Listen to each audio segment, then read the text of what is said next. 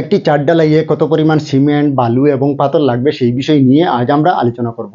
আমি আগে থেকে এখানে একটি আনুমানিক চাঁদের চিত্র অঙ্কন করে রেখেছি, আর এই চাঁদে বা এই এরিয়াতে আমাদের কত পরিমাণ সিমেন্ট, বালু এবং পাথর লাগবে তাহা আমরা খুব সহজেই জেনে নিব। তাহলে প্রথমেই আমরা সেই চাঁদের দৈর্ঘ্য এবং প্রস্থগুলা অনুমানিক দিয়ে দিচ্ছি।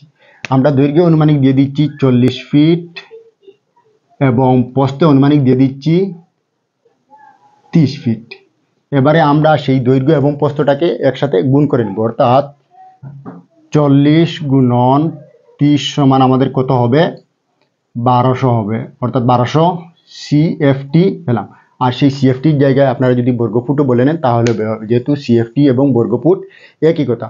এবারে আমরা ডিসাইড করবো আসলে আমরা যে চারটা ঢালাই দিব আসলে 3 ইঞ্চি দিব না, 4 ইঞ্চি দিব না, 5 ইঞ্চি দিব, আমরা সেটা প্রথমে ডিসাইড করে নিই। আমরা অনুমানিক সেই চাঁদের ঘনত্ব যেটা, অর্থাৎ ঢালাইয়ের ঘনত্ব, সেটা আমরা অনুমানিক ধরে নিচ্ছি 4 ইঞ্চি। আর আমরা সবাই জানি 12 ইঞ্চি সমান 1 ফিট, তাই 4 ইঞ্চিটাকে প্রথমে আমরা 12 ইঞ্চি দিয়ে ভাগ করে নিব। আমরা প্রথমে ভাগ করে নিচ্ছি 12 দিয়ে সেই 4 ইঞ্চিটাকে ভাগ করে নিলে আমাদের ভাগফল কি দাঁড়ায় দেখে নিই। 3 34 4 0। অতএব আমাদের ভাগফল দাঁড়ালো 0.33।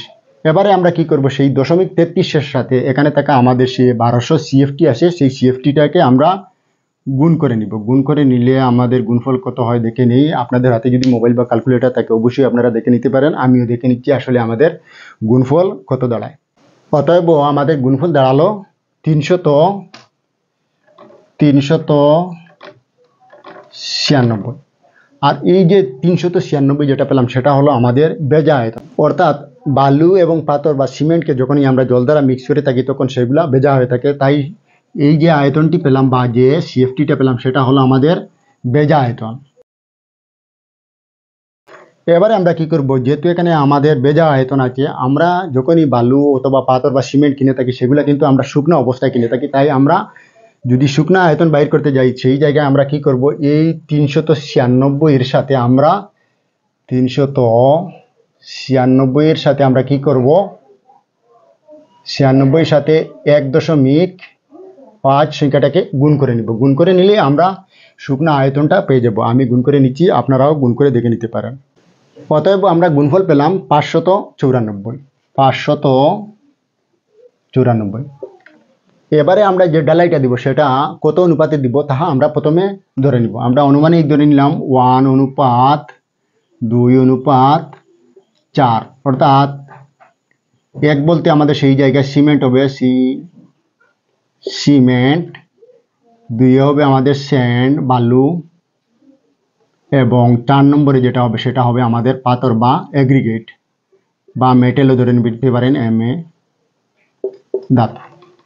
এবারে আমরা কি করব, যেহেতু এখানে 594 পেয়েছি, সেই 594-এর সাথে আমরা এখানে থাকা 3টা সংখ্যা আমরা যোগ করে নিব। যোগ করে নিলে আমাদের যোগফল কত দাঁড়াবে, 2 আর 1 3, 4 3 7। কি পেলাম? 7 পেলাম। আর এই 7 দিয়ে আমরা এখানে থাকা 594টাকে ভাগ করে নিব। প্রথমে ভাগ করে নিচ্ছি, আপনারাও ভাগ করে দেখে নিতে পারেন, আমিও ভাগ করে নিচ্ছি। অতএব আমাদের ভাগফল দাঁড়ালো 84.85 গুণন, প্রথমে আমরা সিমেন্টের আয়তনটা বাইর করছি। এখানে আমাদের সিমেন্ট কয় বালতি বা কয় ব্যাগ আছে, 1 ব্যাগ আছে, তাই আমরা 1 দিয়ে গুণ করে নিচ্ছি। 1 দিয়ে গুণ করে নিলে গুণফল কি হবে, একই হবে, অর্থাৎ 84.85 হবে। এবারে আমরা যদি ব্যাগ বাহির করতে যাই তাহলে সেই জায়গায় আমরা কি করব, 84.85টাকে আমরা 0.8 দিয়ে গুণ করে নিব। গুণ করে নিলে আমরা ব্যাগ পেয়ে যাব। অতএব আমরা ব্যাগে গেলে সিমেন্ট পেলাম 66.88 ব্যাগ, 66.88 ব্যাগ। এবারে আমরা সিমেন্ট পেয়ে গেলাম। এবারে আমরা চলে যাচ্ছি বালুতে।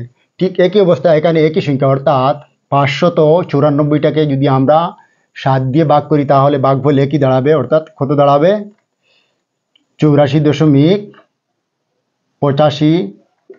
আর সেই 85টাকে আমরা কি করব, যেহেতু আমাদের স্যান্ডের পরিমাণ এখানে 2 আছে, 2 দিয়ে আমরা গুণ করে নিব। আমি গুণ করে নিচ্ছি, আপনারাও গুণ করে দেখে নিতে পারেন। অতএব আমাদের গুণফল দাঁড়ালো 169.7। 169.7। এবারে আমরা যেহেতু এখানে স্যান্ডের পরিমাণটা পেয়েছি, তাই আমরা সিএমে যদি নিয়ে যাই তাহলে আমরা কি করব, 35 দিয়ে এই সংখ্যাটাকে ভাগ করে নিব। আর আমরা সবাই জানি 35 বা 35 সিএফটি বা বর্গফুট সমান 1 সিএম। তাই আমরা 35 দিয়ে এই সংখ্যাটাকে ভাগ করে নিচ্ছি। আপনারাও ভাগ করে নিতে পারেন, আমিও ভাগ করে নিচ্ছি। অতএব আমাদের ভাগফল দাঁড়ালো 4.84। তাহলে আমরা বালুর পরিমাণটা পেলাম সিএমে 4.84 সিএম।